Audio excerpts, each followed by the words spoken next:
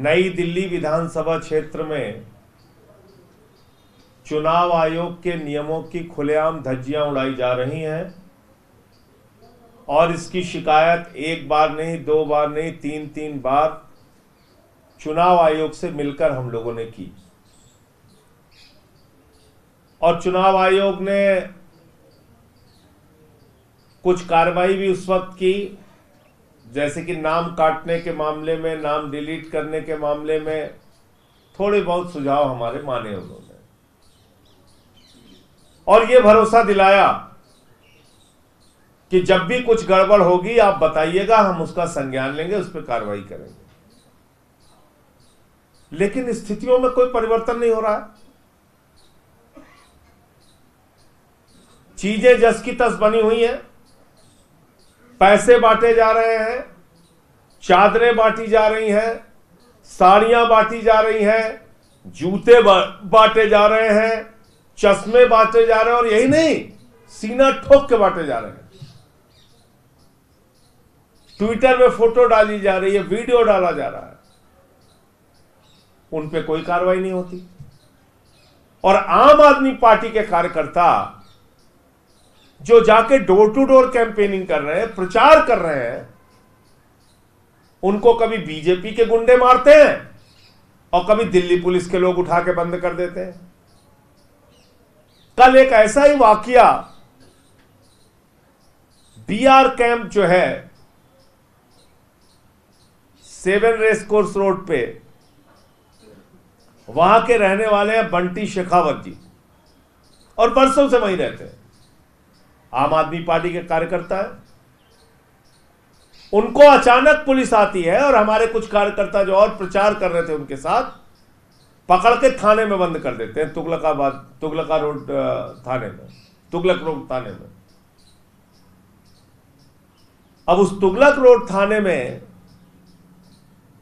जब मैं पुलिस अधिकारियों को फोन करता हूं तो कहते हैं साहब ये शिकायत मिली है कि कुछ लोग संदिग्ध अवस्था में हैं जो प्रचार कर रहे हैं।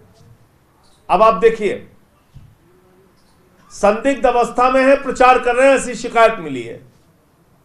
तो उसके बाद क्या किया उन्होंने? उस बंटी शेखावत के घर पे रात में 9:30-10 बजे के करीब पहुंच के पूरे घर की छापेमारी ली। मिला कुछ नहीं, मिलना भी नहीं था, पूरे घर की छापेमारी कर रहे हैं। ये क्या हो रहा है?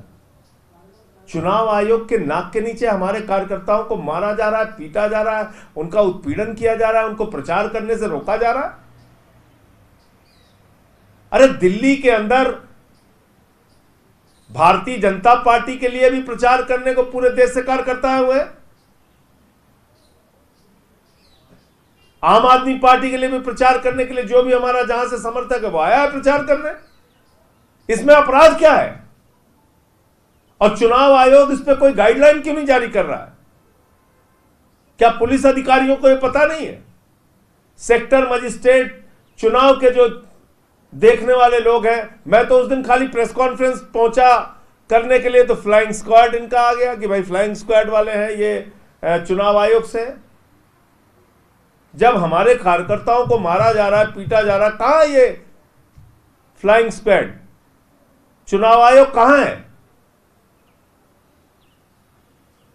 इसी तरीके से, और फिर कल रात में मैं जब थाने में गया, वहां बैठा रहा, फिर आप लोग भी, मीडिया वाले भी पहुंचे, तब जाके हमारे कार्यकर्ताओं को रात में छोड़ा गया। तो पहली बात तो चुनाव आयोग इस बात का संज्ञान ले, और कतई बीजेपी को यह नहीं समझना चाहिए तुम हार रहे हो चुनाव बुरी तरीके से, बात बिल्कुल तय है। प्रवेश वर्मा भी हारेगा, भारतीय जनता पार्टी भी बुरी तरीके से हारेगी दिल्ली में, लेकिन हार की बौखलाहट में ऐसे काम मत करो, मारपीट, लड़ाई झगड़े वाला, जिससे कि स्थितियां और बिगड़े। मैं साफ शब्दों में कहना चाहता हूं, ये मान के कि हम लोग बहुत कमजोर हैं, निरीह हैं, आप रोज मारेंगे पीटेंगे, ये सब चलने वाला नहीं। गुंडागर्दी मत करो। यहां पे चुनाव लड़ना है, चुनाव लड़ो। दूसरा, ये एक मामला है कालका जी का। वहां पर रमेश बिधूड़ी के लोगों ने हमारे लोगों को मारा, कार्यकर्ताओं को, उसकी शिकायत हुई तो पुलिस दबाव बना रही है हमारे कार्यकर्ताओं पे, दबाव बनवा के स्टेटमेंट ले रही है कि नहीं साहब कुछ नहीं हुआ, ऐसा लिख के दे दो। तो मैं चुनाव आयोग से कहना चाहता हूं, अगर आप देश की राजधानी में निष्पक्ष चुनाव करा, और ये चैलेंज भी है आपके लिए, यहां पे आपका दफ्तर है, यहां स्वयं चुनाव आयोग बैठता है, तो अगर आप दिल्ली में निष्पक्ष चुनाव नहीं करा सकते और ऐसी घटनाएं होंगी तो इससे कहीं ना कहीं चुनाव आयोग की छवि पे भी बहुत विपरीत प्रभाव पड़ेगा और चुनाव की निष्पक्षता नहीं रहेगी, जो जैसे चाहेगा वैसे करेगा। दूसरी बात, आपने कांग्रेस पार्टी के लिए कहा, कांग्रेस पार्टी इस चुनाव में कोई प्लेयर नहीं है।